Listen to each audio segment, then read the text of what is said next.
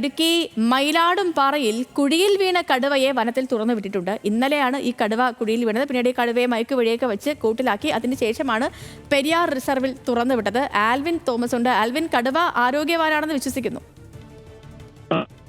അങ്ങനെ തന്നെയാണ് നമുക്ക് കരുതി. ദൃശ്യങ്ങളിൽ നിന്ന് തന്നെ വ്യക്തമാണ് അത് കടുവ ആരോഗ്യവാനാണ്, മറ്റ് ആരോഗ്യ പ്രശ്നങ്ങളില്ല എന്നുള്ളത് വനംവകുപ്പ് ഇന്നലെ തന്നെ പരിശോധനയിൽ കണ്ടെത്തിയിരുന്നു. മയിലാടുംപാറയിൽ ഇന്നലെ പുലർച്ചെയാണ് ഒരു കുഴിയിൽ കടുവയും അതോടൊപ്പം തന്നെ കടുവയ്ക്ക് ഇപ്പോൾ ഒരു നായയും കുഴിയിൽ വീണത്. ഈ നായയെ പിടിക്കുന്നതിന് പോകുന്നതിനിടെയാണ് ഈ കടുവ കുഴിയിൽ വീണത്. പക്ഷേ പിന്നീട് മണിക്കൂറുകൾ നീണ്ട പ്രയത്നത്തിനൊടുവിലാണ് വനംവകുപ്പ് ഈ കടുവയെ പുറത്തെത്തിച്ച് മയക്കൂടി വെച്ച് പുറത്തെത്തിച്ച് അവിടെ നിന്ന് കൂട്ടിലാക്കി ഇന്നലെ രാത്രി പെരിയാർ കടുവാ സങ്കേതത്തിലേക്ക് തുറന്നു വിട്ടിട്ടുള്ളത്. ഈ നായ കൂടെ ഉണ്ടായതുകൊണ്ട് തന്നെ അതിനുവേണ്ട പേവിഷബാധയ്ക്കുള്ള വാക്സിൻ ഉൾപ്പെടെ ഈ കടുവയ്ക്ക് നൽകിയിട്ടാണ് വനംവകുപ്പ് പിന്നീട് കടുവയെ അവിടെ നിന്ന് പുറത്തെത്തിക്കുകയും ഇന്നലെ രാത്രിയോടുകൂടി പെരിയാർ ടൈഗർ റിസർവിലേക്ക് തുറന്നുവിടുകയും ചെയ്തിട്ടുള്ളത്. അതിന്റെ ദൃശ്യങ്ങളാണ് ഇപ്പോൾ നമ്മൾ കാണുന്നത്.